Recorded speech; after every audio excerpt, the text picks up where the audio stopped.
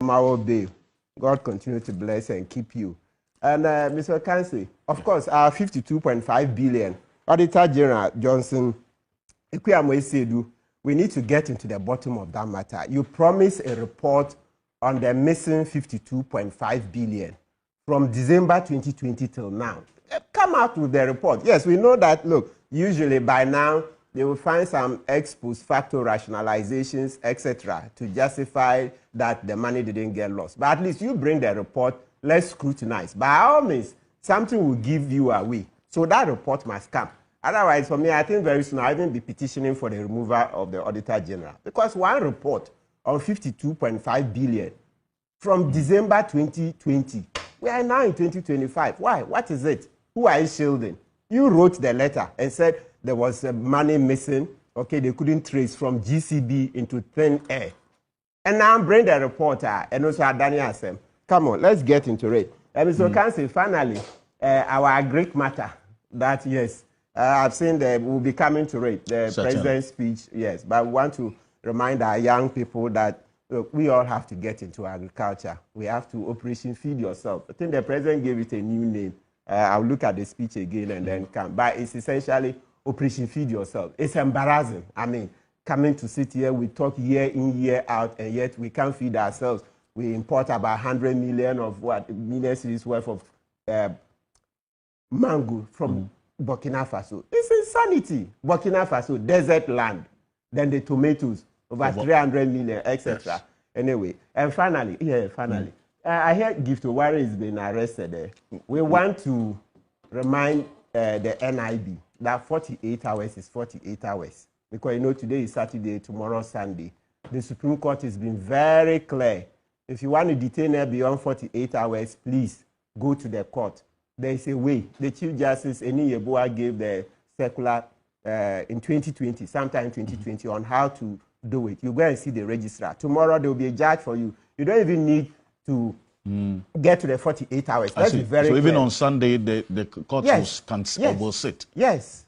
If so demanded. Absolutely. You remember even recently the NDC cases, some of them on public holidays. And when the decision came out in 2019, me sitting here, I've been to court Saturdays on a number of occasions, and then the public holidays. And you see as I said a few weeks ago, the NDC petitions, some of them were held on a public holiday, right? Yeah, so please, NIB, let's do the needful.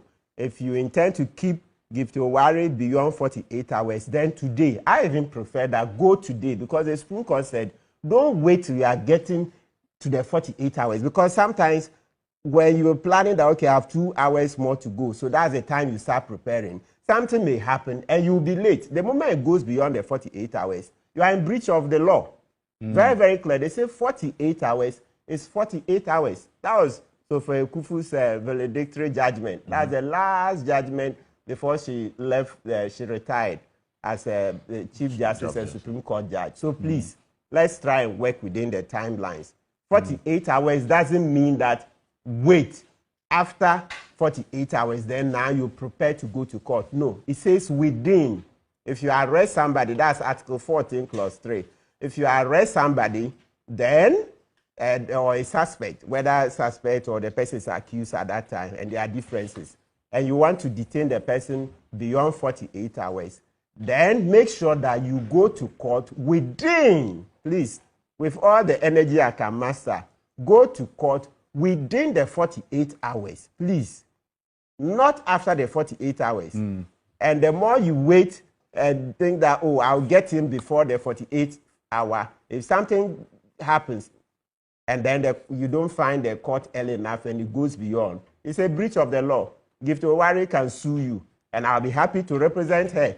Once it's 48 hours, that one, as citizens, we all must jump in, right? Because we don't know tomorrow.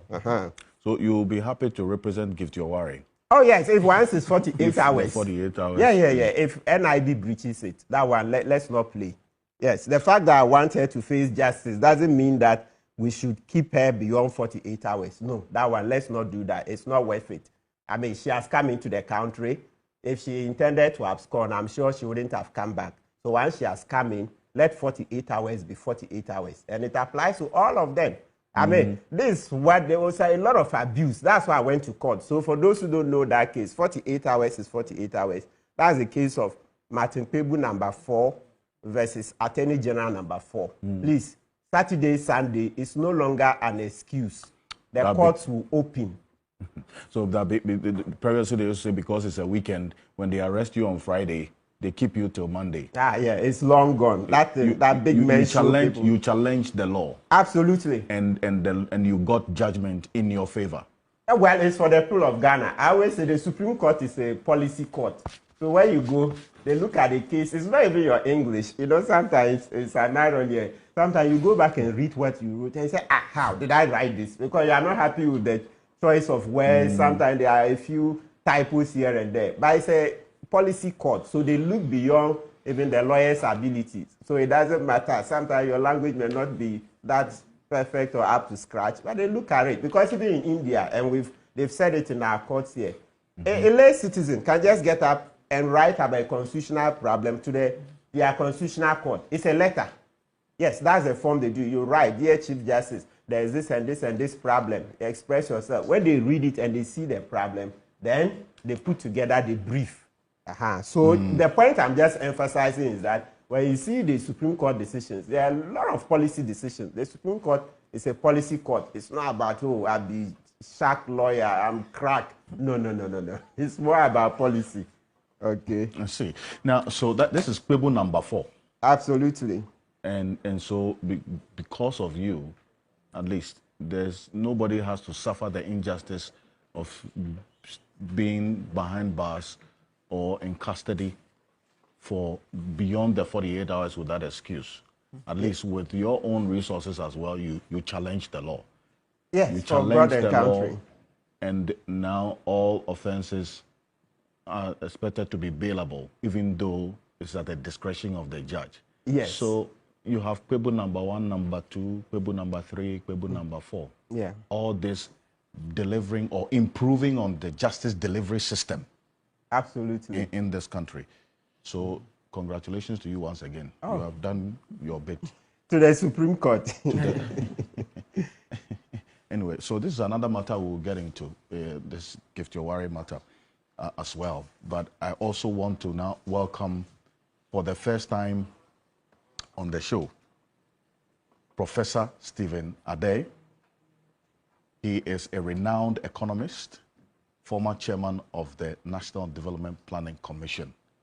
Professor Stephen Addo, good morning. Welcome, sir. Good morning. It's good to have you this morning. Join us. Welcome. Thank you. I would also be joined by Dr. Boama Otokono, who is the Director of Presidential Initiatives in Agriculture and Agribusiness. Because, Council, you mentioned agriculture and agribusiness as well. He will be speaking essentially about some of the issues that came up at the National Economic Dialogue and what the way forward should be. But I'll start with you, Professor Addo. So this is not the first time we've had a dialogue like this, and engagements and proposals on how to address the economic situation that we're faced with. You observed what went on and some of the discussions that took place. The proposals that were made, did you get that sense of conviction that the commitment to implement them is there based on the comments that government has made or government officials have made during and after this dialogue? Prof. First of all, so long as the country exists, there must be a continuous dialogue. And I think that especially at the beginning of a new government with inheriting the crisis we went through, the debt restructuring, I think it was quite ingenious for them to have very early to have this dialogue. I see the dialogue to have two elements. One is social mobilization, trying to carry the people along. So irrespective of the outcome of it, it was a good move. Yes. And it took too long. I think that the previous government missed it because everybody was saying that, let us talk together, no matter how difficult the situation is. Once you bring minds together, there will be a way out. Yes. I must say that on this occasion, the president, on the two occasions, about what, 8 years ago, 2014, he called the Senche one, which, because I was maybe younger, I was invited. I chaired one of the CIS. Yeah, you were there. I was there with you. Not just with you, we were not at the same level. I was chairing you well. That's for the joke of it. So I think that for that purpose, it was good. Secondly, I think that the issues which were touched were quite. But unlike the Senche, this one is much more broad areas. I think that it has to be translated into specific policy actions, and that you don't do it at this jamboree. And I don't know the type of arrangement they have. There must be an economic advisory group who really will support the minister for, in this case, the economic side, Minister for Finance. I don't know. Each time, by our constitutional provision, there's an advisory board of every ministry, and how he composes them and whether he will listen to them will be what will determine what will come out of it. But I decided on the second day to gate crash because I wasn't invited, So only to get to the door, and I was given a card, which means that at least my name was mentioned, but nobody invited me. So if your accreditation was there, then it means you were actually supposed to be invited. To be invited, but somebody just decided to ditch me. Sometimes it's good to get crashed. Yes, and I couldn't say that Stephen Ade was missing in action. I live in my village, and then everybody knows how. But anyway, so I sat in only for 2 hours because I wasn't. I just thought that I should show that I'm interested in national economic dialogue, whether I'm invited or not. And but when I sat on the economic subgroup, I was quite impressed by the type of people who were there, both the current governor and his deputy. There were, you could see from there, Mr. Mpianim, Kwame Mpianim. There was the 3 ex-governors, apart from the immediate one, which I think that I hope they invited him and maybe he turned it down. If they didn't, I think that it is quite good because. But Dr. Addison was there actually. He was there. Yes, Dr. Addison was there for the first day. The first day, okay. I went to the second day, against Christ. So, and I think that that type of symbolism is very good for Ghana.